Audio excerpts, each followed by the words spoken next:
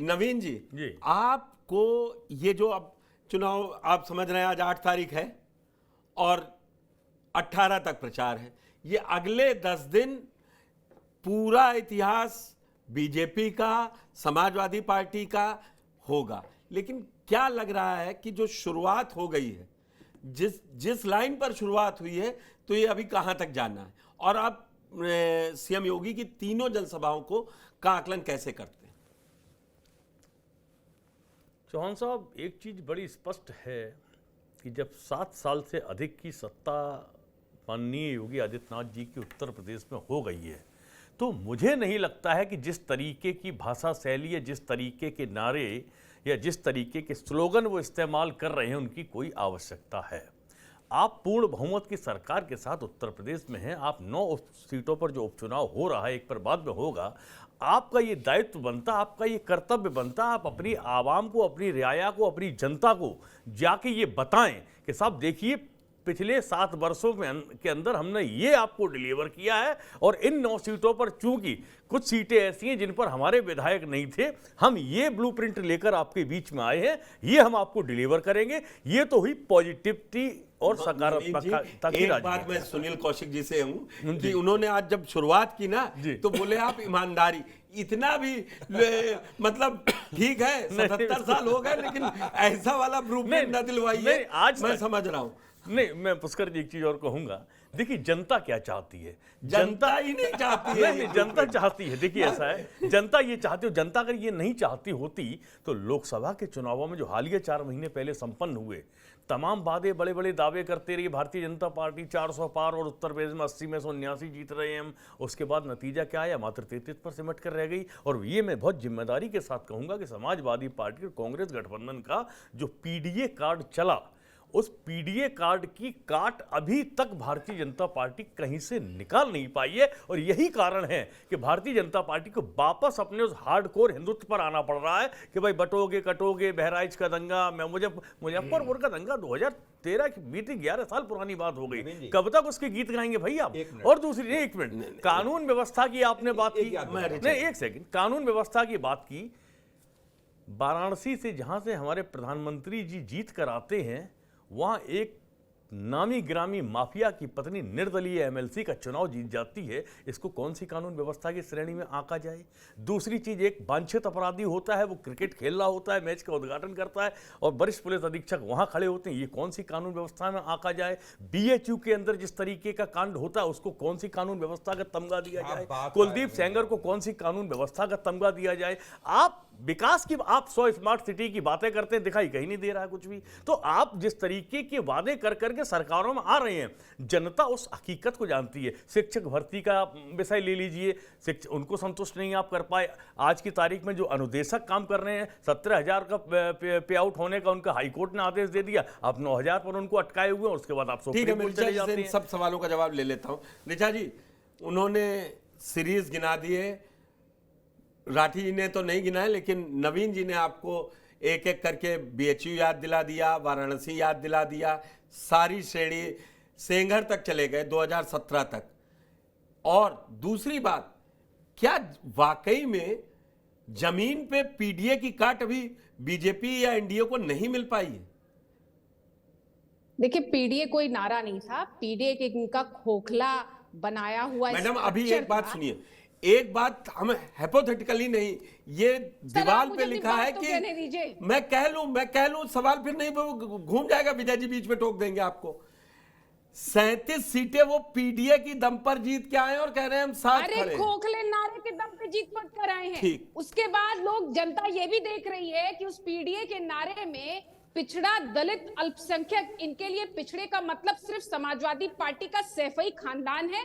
अल्पसंख्यक में सिर्फ इनके साथ ये मुसलमानों को समझते हैं, और दलितों की तो कोई पूछ ही नहीं है। क्योंकि दलित जिस तरीके से अयोध्या की ये बात कर रहे थे, मैं बिल्कुल, आपने अयोध्या का नाम नहीं लिया आदरणीय दुबे सर, कि अयोध्या में जिस तरीके से दलित बच्ची के साथ समाजवादी पार्टी के नगर अध्यक्ष ने बलात्कार किया, और वो आज तक उसका नगर अध्यक्ष बना हुआ है, मऊ से लेकर कन्नौज तक इन लोगों ने असुरक्षित कर दिया बेटियों को। और मैं एक अंतिम बहुत महत्वपूर्ण बात, आपने कुलदीप सेंगर की बात की, कुलदीप सेंगर को भारतीय जनता पार्टी से निकालने का काम भारतीय जनता पार्टी ने किया है और कुलदीप सेंगर को सजा भी भारतीय जनता पार्टी की कानून व्यवस्था में हुई है। ब्रजभूषण शरण सिंह निकल समाजवादी गए पार्टी नहीं है मैडम। मैं आना नहीं चाह रहा था कि मैं एंकर जिस दिन ब्रजभूषण शरण सिंह को निकाल दिया गया पार्टी से। जिस दिन कोर्ट से कोई फैसला आ जाएगा तब फिर क्या कोर्ट से फैसला?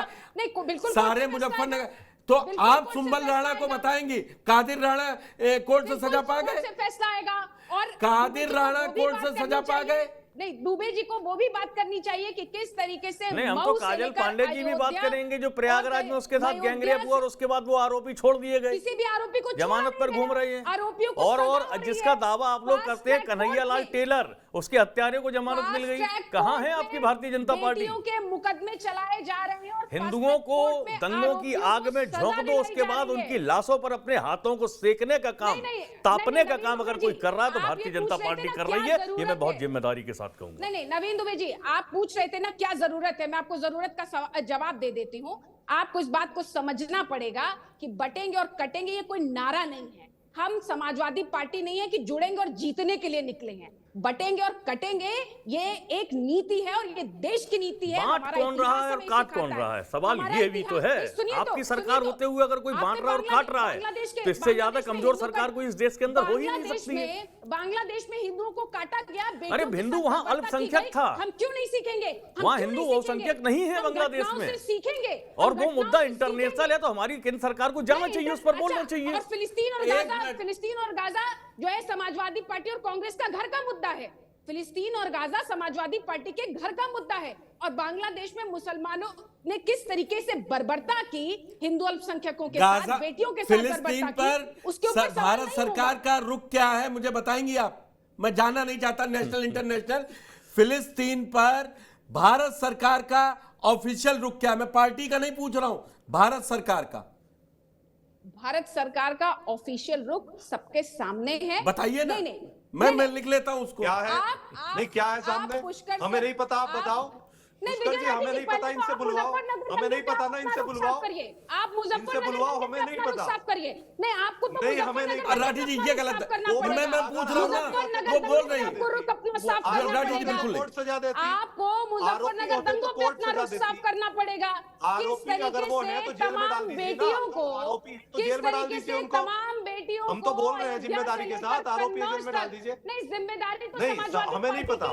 समाजवादी फिलिस्तीन पार्टी के पे डीएनए भारत में सरकार नहीं का है। रुख क्या, हमें नहीं पता। आप टीवी पे बोलिए। जिम्मेदारी तो विजय टीवी पे राठी जी बोलिए, हमें भी पता चल समाजवादी जाएगा। पार्टी के डीएनए में नहीं है। इंडियन गवर्नमेंट का डीएनए छोड़िए ना, इंडियन गवर्नमेंट का रुख फिलिस्तीन पे क्या है हमें नहीं पता। आप टीवी पे बोलिए, सारे देश को पता चलेगा।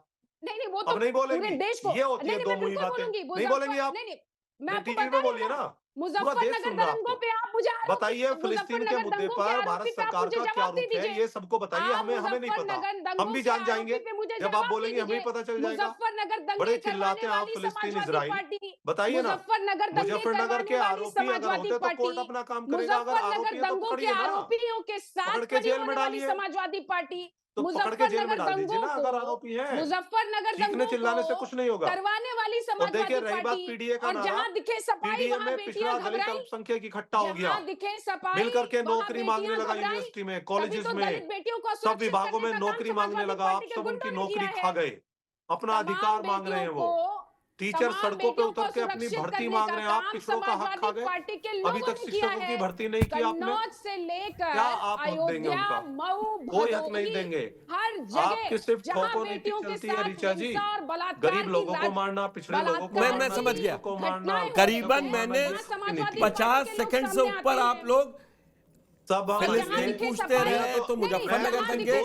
किसी ने 2 सेकंड मांगे। छोड़ दिए। संतोष जी, मैं संतोष जी के पास जा रहा हूँ। मैं संतोष, जहां ठीक है। दिखे सफाई वहां बेटियां घबराई। मेरा कोई ठीक है। सवाल जहां नहीं। दिखे सफाई नहीं, मेरा कोई सवाल नहीं है, मुझे 2 सेकंड बाकी समय इनको दे दो। जहां दिखे सफाई वहां बेटियां मुझे- घबराई। इसका जवाब तो आपको आदरणीय डिंपल यादव जी से मांगना चाहिए। ना, वो ठीक है, वो प्रयागराज की ठीक है, वो सभा ठीक है, याद चलो सब करनी डिंपल चाहिए। यादव। नहीं, वो ठीक है। वो अभी हाँ, नेक्स्ट ये लाइन बात भी आने वाली है। वो जहां सब दिखे सफाई अब वहां एक तो मेरा सवाल डिंपल तो सुन यादव जी भी लीजिए। घबराई। मैं संतोष जी से सवाल पूछूं अगर आप लोगों की इजाजत हो। वहां पे महिलाएं घबराई। एक सवाल कर लूं। ये तो मंचों से एक सवाल कर आदरणीय लूं। डिंपल यादव एक जी सवाल ने है। कहा है। बाकी समय इनको देना बहन जी। ऋचा जी एक मिनट, ऋचा जी एक बाकी समय मिनट, बहन जी को देना। वहां पर जो है लोग पांचवी बार बोल दीजिए, सुन लीजिए, एक सवाल पूछ रहे हैं उसमें भी यही बोल दीजिएगा। विजय राठी जी क्यों बीच में बोल रहे थे जब मैं बोल रही थी? मेरा तो एक सवाल बनता है ना, छोटा सा, बोल रहे थे बस बीच छोटा में? सा सवाल है। मैं सारा समय आप मैं- ले लो बहन जी, सारा नहीं, समय आप ले लो। नहीं, मेरा तो एक सवाल मैं का कह तो जवाब रही- दे दो। हमें तो जनता ने पढ़े जवाब लिखे दे नहीं दिया है हम लोग, हमें तो जनता ने हम लोग जनादेश दे पढ़े दिया लिखे। है। छोटा सा जवाब दे हमें दो, तो छोटा जनता सा। ने जनादेश दे दिया जो है। अच्छा उत्तर हमें ऋचा जनता जी, ने पूछा, जनादेश उसका दिया आप है। बोलती दे दो कि रहेंगी, फिलिस्तीन अगर पे आप भारत बोलती रहे तो सरकार मैं का रुख मैं क्या आपको है? भी नहीं रोकूंगा, हम क्योंकि वो भी अनजाने बीच में अनपढ़ बोलते हैं, बस वो हैं। बता लेकिन दो आपको आप। लग रहा है कि कोई चर्चा किसी कंक्लूजन पे पहुंचेगी? आप बताइए ईमानदारी से, मैं कह रहा हूं विजय जी, आप भी जब नहीं, मैं बात पूछ पूरी रहा हूं होने तो से पहले वो ये शायद बीच में फिलिस्तीन टोक पे दें। कुछ बोल देती, नहीं, आपने बात पूछ के पूरी उसको होने से- डाउन करवा बात दिया। पूरी नहीं नहीं नहीं, मैंने कोई डाउन नहीं करवाया। हम एकदम स्पष्ट है कि हम बटेंगे तो कटेंगे, क्योंकि इतिहास हमें ये सिखाता है। 1947 में बंटवारा एक्सप्रेस आई थी तो लाखों भारत लाख सरकार हिंदू उसमें फिलिस्तीन कट के कर आए साथ थे। है क्या? और विजय राठी को उसमें हंसी आती है, भारत सरकार विजय राठी को फिलिस्तीन उसमें के साथ हंसी है कि आती विरोध है। में? अभी जिस तरीके से दंगे हुए और समाजवादी राठी पार्टी जी लगातार थोड़ा मैच्योरली बिहेव कीजिए आप भी। अब 37 तीसरी बड़ी पार्टी है संसद के अंदर, आप भी बताइए फिलिस्तीन पर क्या रुख होना चाहिए, सिर्फ उन्हीं से पूछेंगे। संतोष जी गाजा पट्टी पर अल्पसंख्यक वोटों के छोड़ दीजिए मैडम, किस तरीके छोड़ से दीजिए, खत्म हुए हैं, सबको मालूम है। कुंदरकी मीरापुर गाजियाबाद ही डिस्कस करने दीजिए। मैं उत्तर प्रदेश का चैनल है ये।